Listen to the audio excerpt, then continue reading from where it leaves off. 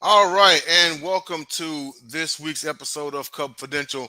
I am your host, Denzel Snipes. JB, unfortunately, is out. He's handling family matters. But before we get started, just want to tell everyone to follow us on X at Cubfidential. Also, follow Sideline Sports on all of our other platforms.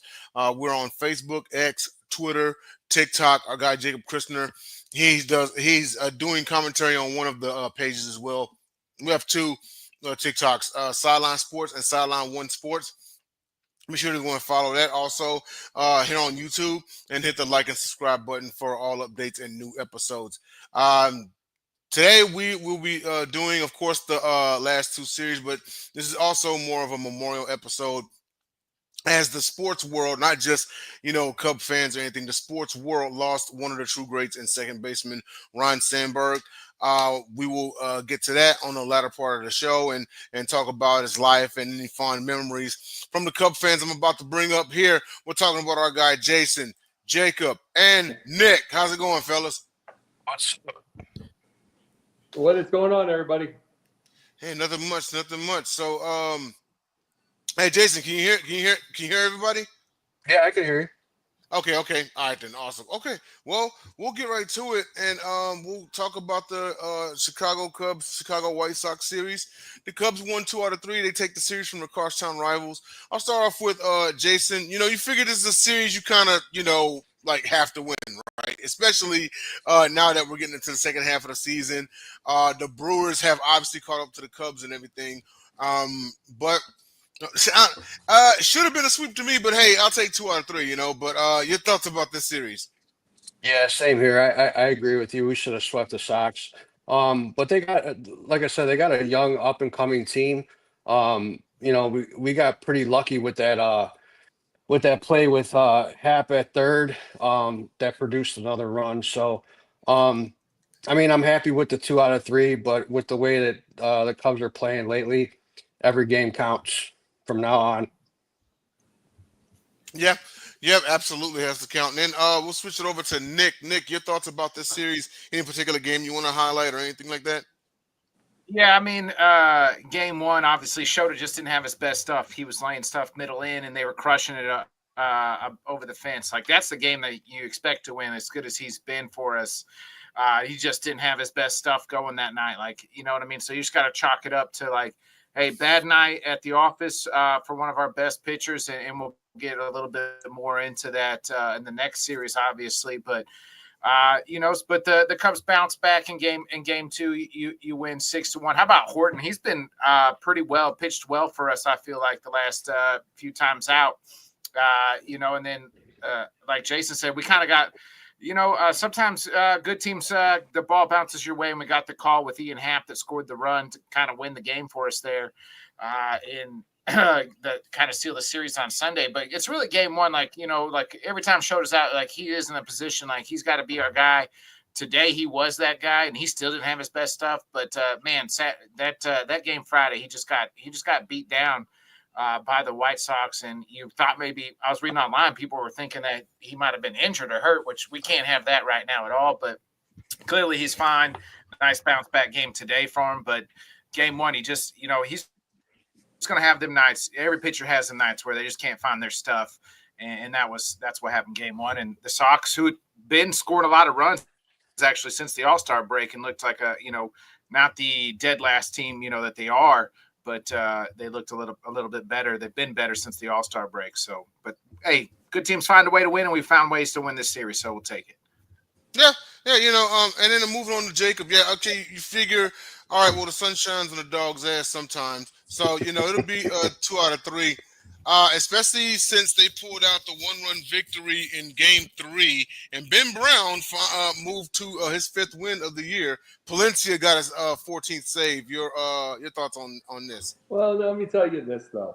I wasn't too terribly worried about even though it kind of stinks to lose that much to the White Sox. I wasn't too terribly worried about the thing because here's the deal: Will Venable's got that team playing hard. Yeah, I mean it's a lot better than Pedro Grifol. I'll tell you that right now. I mean, they play hard, and here's the deal: considering the amount of losses they had last year, they had 37 wins or something. If he gets 60 this year, he can get an extension. That Right. tells you how bad that team's been. Mm. But as far as the Cubs go, they should have lost 2 of 3, to be very honest. Their batting in that series was hideous until Game 3. They finally came through Game 2, like about the 6th, 7th inning. Then Game 3, they were, they were there. But it's really by itself, these series right now, the way that there are, and especially the one we're about to talk about, just shows that the Cubs need to get help fast. They need that help. They really do. They need to get to the deadline, get some real help there. Because, and we can say Ben Brown 5th win. I don't want to see Ben Brown on there again. Yeah, it's like, I want that 5th win to be the last win. Yeah. It's like there needs to be players. And I'm hearing rumors of the certain pitchers. I don't want any of them. They're all like 4-10, and they're all like 5 ERAs. Yeah, it'll be better with us. They'll be better with us. Yeah. Meanwhile, they're like a 5 ERA, and they can't throw a strike anyway. Oh boy. Yeah. So it's like that's. I'm not gonna.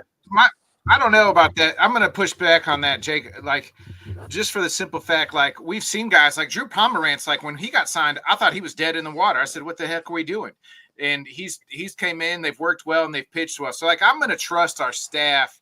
And I get what you're saying. It's like I don't want a guy that's dog crap either. But sometimes we've seen guys come in rejuvenated into a pennant race and pitch well in different place. So some of those names that I'm seeing, it just depends on. To me, it all depends on the package. Like what Yeah, we're but like here's the thing too. There's who's in the trade deadline right now? Verlander. He's 1-8 right now, about 6 ERA, 6.5 ERA. Yeah. 43, 44 years old. No. It's Verlander about even 3 No, years ago. 2, 3 You know what, Verlander? We should have. No, you're right. I just meant we should have made that trade in 2017. absolutely. But I'm like absolutely. But I'm saying I don't want to see that. But I'm saying there's some foreign. For instance, I think a lot of these 4-10s that we're seeing and a lot of these bad records are, I call it the Paul Skeens deal. Yeah, I call it the Paul Skeens deal because he's got like a 6-9 record, but he's like about somewhere near Bob Gibson as far as the ERA, as far as strikeouts, as far as everything. That's the big thing. That's the big thing with it. It's like he's ridiculous. So people are looking at those things. But see, all the ones that I'm seeing, it's not like this is a 3.5 ERA with some of these records. These are 5 ERAs. They're not getting their own outs. It's like I'm not going to worry too much about the wins and losses just because. Yeah. Not that overall, I'm not, because you have to look at another part of the story. Yeah. You have to look at another part of the story now. Because considering how many times these pitchers get taken out in 3 2/3, 4 1/3, all these stuff with these stupid managers now. You can never tell if they're getting whatever. They can get a loss. They can go out with a loss.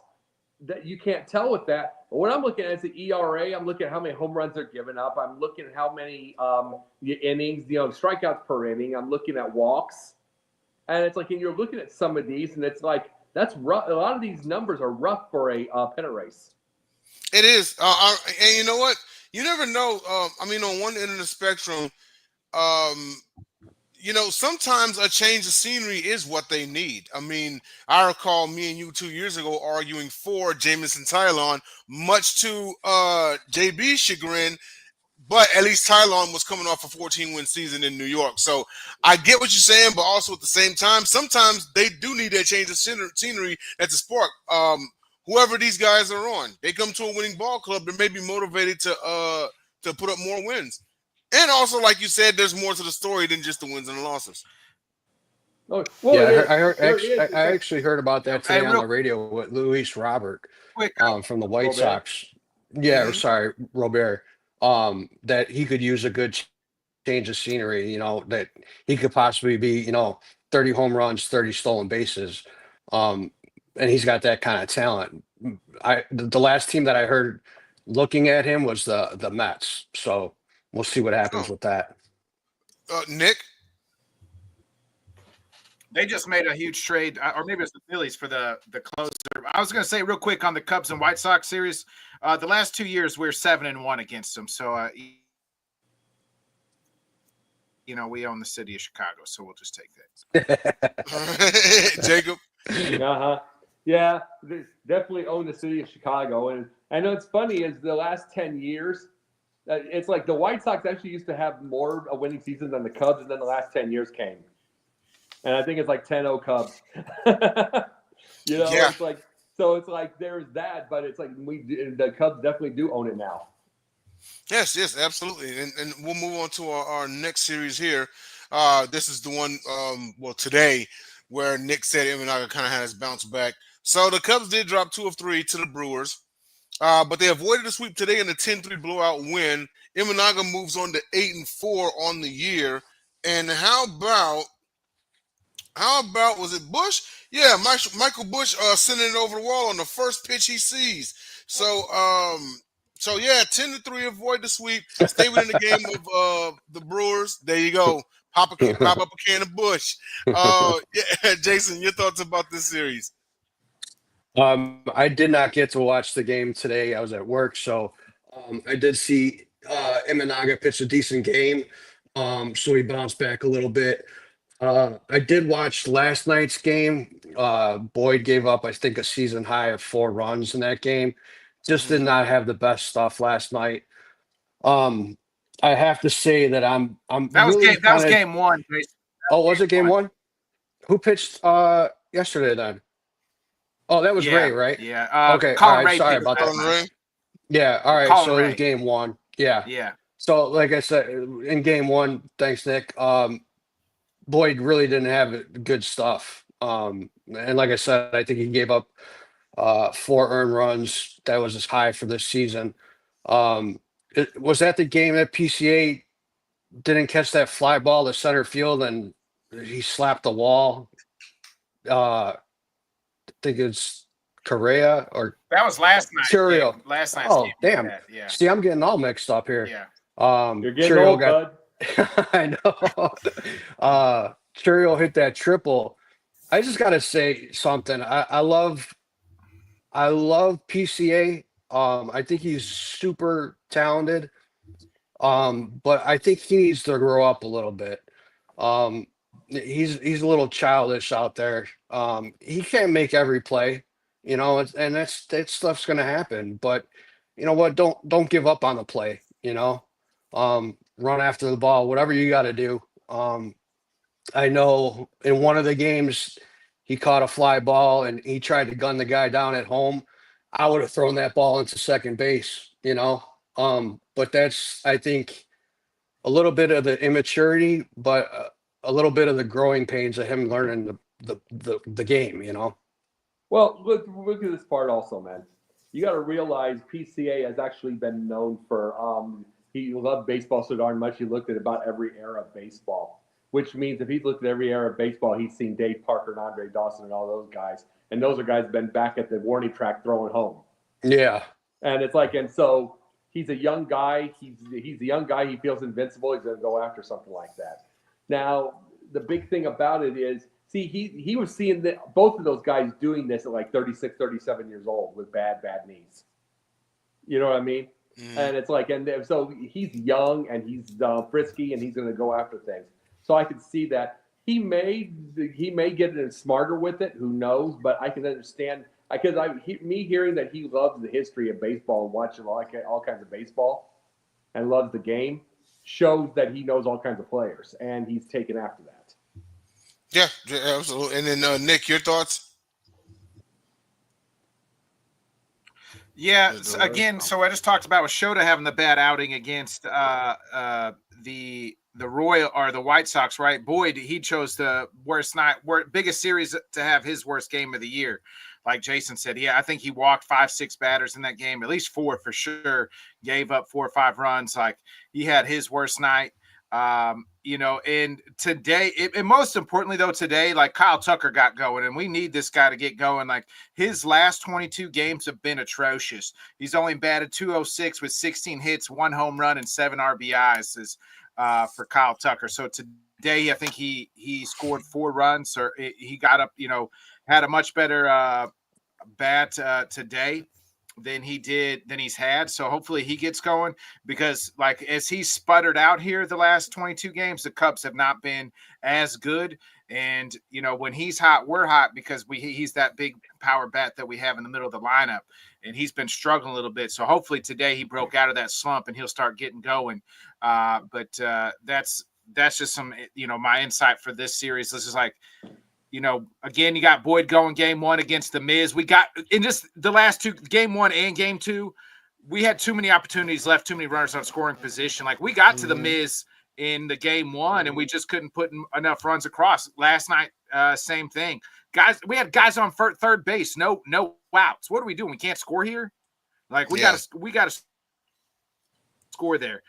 So like those opportunities like those are going to games those opportunities are going to come in October, and we got to nail them. And we got to nail them against good teams. And the Brewers are a good team right now. Luckily, Shota showed up today. Back to the kind of showed away a little bit. He gave up a couple runs, but Cubs, had the bats going today. I saw a stat: the Cubs are like 20-2 when he pitches coming off a loss. Not that means anything, but at least like that just means, hey, when we need a win, he's there. We're gonna win when he's on the mound. So, but he had his better stuff today.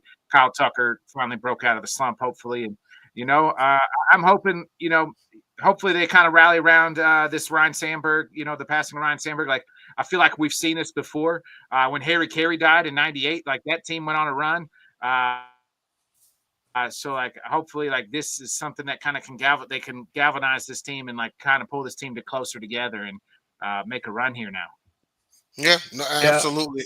Oh, go ahead. I'm sorry. Sorry. I will bring up one stat, and Nick brought something up earlier, but the Cubs have not lost a series or haven't gotten swept in a series this year. So that's a good thing. True. They have yet to be swept this year. Now, with that being said, that actually is a great segue. You forgot me. Oh, go ahead. I thought you spoke. Go ahead. Go ahead, Jacob, on this series. By the way, Nick, did you say the Miz? Like when you were saying about who we didn't get? That's what I thought he said. Did you say Miz? Yeah, he said. I thought he said Miz. Yeah, that's what they call him. They call him the Miz. Yeah. Oh, Mizraowski. Oh, okay. I thought yeah, you were the Miz. say that. I thought you were going to say I thought you were going to say the bullpen had Cody Rhodes and Alex Riley. I know, right? I mean, the way you said the Miz.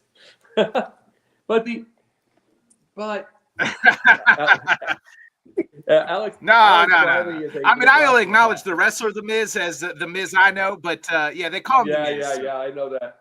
No, let me tell you this. Yeah. That series also, along with the White Sox series, don't get that wrong. The Cubs have not been swept all year, like you said, Jason. Not all year long. So they're a good team, real good team. But here's the thing. They need help. Yeah. They really do. They've got hitters. Like if there wasn't a hitter on the trade deadline, I don't mind. If there is, that's okay, bonus. But this is not, I'm just saying this is not a playoff bullpen. It's not a playoff bullpen. It's not, I really don't want to see Colin Ray in the playoffs. I really don't want to see Ben Brown in the playoffs. We need help. The Cubs need help. I think the Cubs bullpen ERA right now is like 7.12 or something like that. So it's some ridiculous number. And one more thing. Does Ryan Presley have some GOAT pictures with Counsell to keep going in the games? I have to wonder about this because, just last night, okay, immediate single, immediate walk, like a couple others get on, then grand slam. And I don't think he got an out. So it's like really there's a reason the Cubs got Ryan Presley. It's not there. There's a DF waiting to happen on that. And now what's coming back, they said Porter Hodge went to Iowa.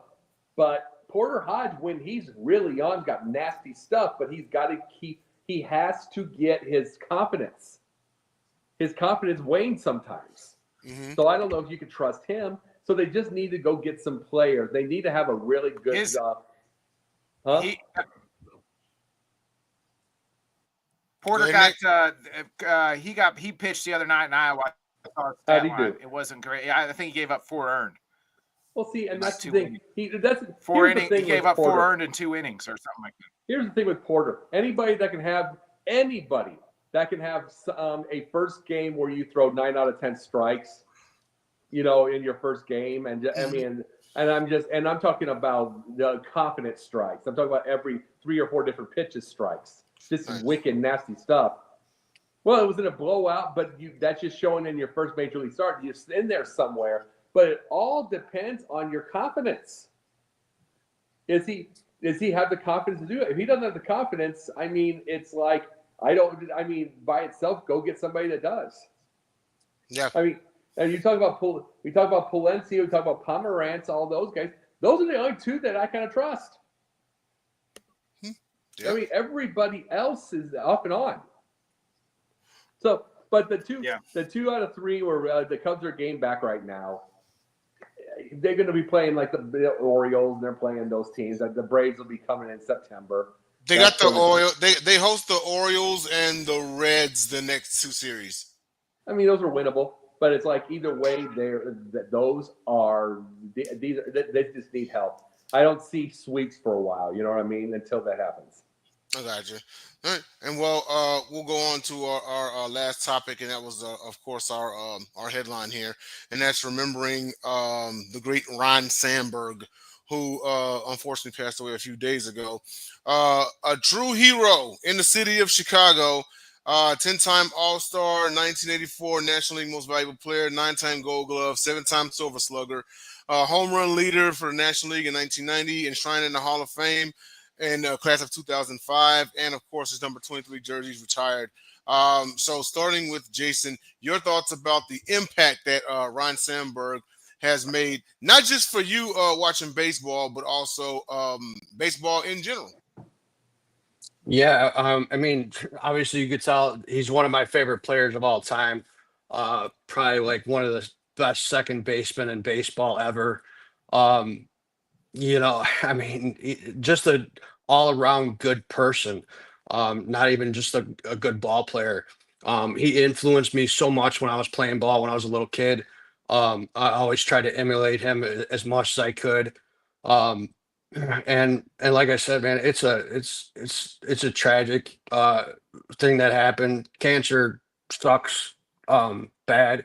It's just horrible. My mom passed away from pancreatic cancer, and to see him pass away, so I think it's young, at a young age. It's just horrible.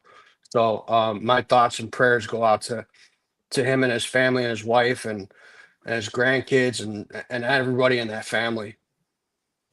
Yeah, absolutely. We're swinging on to Nick and give your thoughts about Ryne Sandberg, what he meant to you as a Cubs fan and to baseball.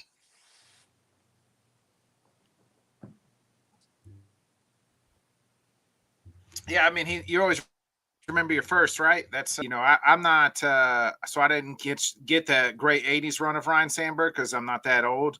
But I caught the tail end, and like that's right when I started getting into sports, and that's when I got into baseball itself. And I remember you take the picture when you're a little kid and you write like who your favorite player is, and like said, he's probably the best second baseman, one of the best second basemen, however you want to say it, of all time. He's he's on the Mount Rushmore of Chicago Cubs baseball, and it was great to, while he wasn't part of the team in 2016, at least they brought him back in. Remember, there's kind of that falling out when he got kind of passed over. I wanted him to be the successor to Lou Piniella, and they didn't. That never happened. When he was managing, unfortunately, but at least they brought him back in. He got to kind of really be part of that conversation. Nico talked about it and what he means to them. So his impact has gone now for Chicago, the organization, and everything else. So it's probably Ernie Banks, right, and Cub lore, and then Ryne Sandberg, or for some people it might be Ryne Sandberg, then Ernie Banks. But those are the two, and then fill in the other two guys want to add a just non-guy, but yeah, he was Chicago Cubs baseball for a long time. Yeah, yeah, absolutely. And we'll swing it over to you, Jacob, and what Ryne Sandberg meant to you in the sport of baseball. Well, Nick, I am that old, much older, even though I feel younger than you. But okay, one of my very first game watching was the NBC game of the week against Houston, Hmm. like in Wrigley Field. I called it it was the joke that the JB keeps going with. I thought it was the Stros versus the Ubs because I didn't see the C around the thing. You know what I mean? Yeah. But one of my first games, I'd say three ahead was the three ahead for myself, and I'm 6 years old. Okay, was the Sandberg game. That 5 for 6, 7 RBIs. Yep. And Oh yeah. two game tying home runs in the Two ninth game and the tying 10th. home runs. And, oh, by the way, it was almost one game tying home run. The Gary Matthews just came this close to winning it Yeah. on the next pitch, and that was and it's like it wouldn't have been a Sandberg game, but something though, it was. This is the most hilarious thing in the whole wide world. The Cubs had all these bad years. When they was in '84, they hadn't been to the playoffs in 39 years. Hmm. My first time paying attention to the Cubs is 1984. Yeah. So I get that world. So I always say this: my first years of watching is '84. It was the Boston Celtics. The Chicago Bears had just won a division title first time since '77, Hmm. and then the Cubs. And I'm thinking, oh, this is easy. I picked all the right teams. Yeah, right. but Yeah. but Sandberg. I make no bones that I liked Leon Durham first and then Andre Dawson later. But Ryne Sandberg was absolutely positively one of the most consistent, awesome players alive. I mean, it just that ball comes to him, there was not an error. It was not. And he didn't even have to see. Joe Morgan used to get on him because he didn't get his uniform dirty, but he was just constant position. Didn't have to dive all the time. Yeah. And he was just that amazing. And most of all, I don't say good person. I say good man. Hmm. He was a good man. He all the stuff he did for the city of Chicago, all the things for people. He was pleasant. He was class. He was everything. And and the biggest thing about this is he stayed with the team the whole time. Came back even after the fact. He was gone in '95. Came back in '96. But the reason Ryne Sandberg is the reason I'm so picky about who I want to see in the trade deadline. Hmm. There's a reason why. I'll tell you this, Nick. There's a reason why I'm this way. I saw many, many, many, many, many years of. I'm talking about. And I'm talking about this is a normal lineup, okay? Sandberg, Grace, Dawson, Dunston. I mean, there's a couple others. There's 5 guys in the lineup with Pop. 5 guys in the lineup with Pop. I saw Ron Say in '84. There's a guy with Pop. That was the third base. I saw these guys and all that kind of stuff like this, and they just kept getting crappy. Kept getting crappy starters. They kept getting crappy the middle relief. And you couldn't get to the middle. And the middle relief would keep you from Lee Smith. Yeah. During those days. And it's like that reason. A guy like Sandberg deserved 5 to 10 to 15 5, 10 to 15 playoff appearances. He deserved the World Series at least, especially '84. Mind you, they played at a time period where the postseason was the League Championship Series and the World Series. It was I think it still is the hardest in all 4 sports to make the postseason. And there's 6 seeds today. Back then, no, undoubtedly it was the hardest to make the postseason. I know. Baseball was the hardest. Yeah, go ahead. Yeah, and it was that way. And I'm like, he deserved 5, 10, 15 just because of all the hard work he put. And it wasn't like Sandberg was the only guy. I named names and named names and named names and all that kind of stuff. More from '84, Moreland, Matthews, Say. You had Sandberg, Dunston later in the middle. You know what I mean? Larry Bowe before him. I mean, there was just some beasts in that lineup, and they made 2 playoffs in the '80s. He didn't deserve that. They didn't make a playoff again until he was out. He was done by '97. They made it in '98. Yeah, they made the World Series in '84.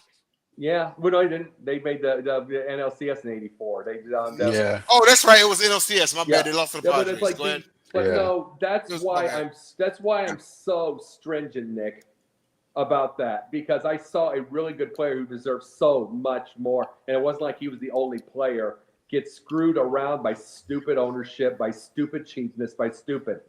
Just go with it. Just go. I don't want to see this generation of players deal with what Sandberg had to. Yeah. Absolutely. I mean, you figure the three-headed monster back then, like you said, was Dawson, Grace, Sandberg. Mm-hmm. You figure in today, like in their primes in today's game, they make the playoffs a little easier. But I think they make the playoffs a little bit more. Well, you're talking but about Dawson. It's still the hardest, even in today's baseball and the 6 seeds. You know? You're talking about Dawson. He's a big power hitter. All the power hitters now are 100, 150 to 175 strikeouts at a time. He had 21 seasons, 300 strikeout seasons in 21 years. That's a power hitter. Yeah. It shows. I don't care what era it is. It shows it can be done. Yeah. It shows you can be done. And it's like it shows you don't have to have 175 to be a power hitter. You know, you can get a little more discipline. And that's all I'm bringing up. It's like that was the proof. And then Grace, I don't think he had more than about 45 strikeouts a year. Sandberg, I don't think more than 70. Yeah. You know, so it's.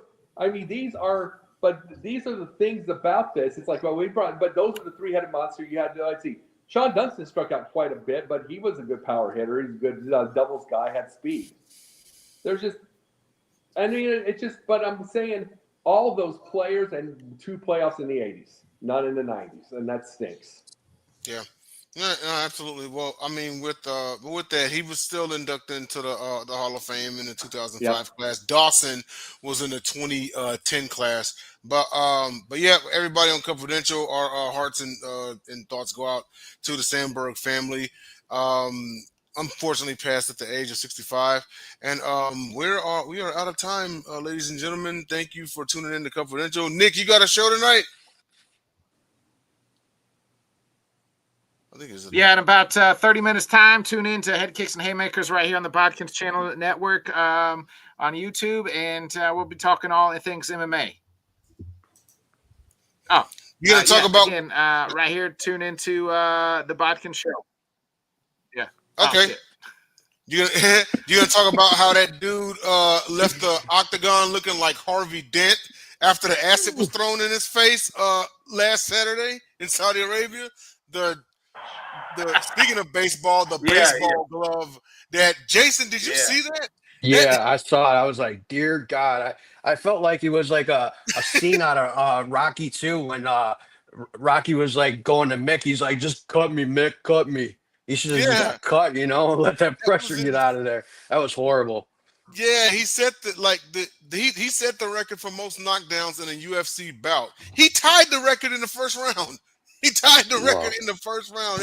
Early in the second round, he has like the 6th knockdown, and then finally at the end of that round, and you just saw, like, I'm telling you, it looked like a whole nother face on his face, and the swelling started to move backwards. The ref was like, That's crazy.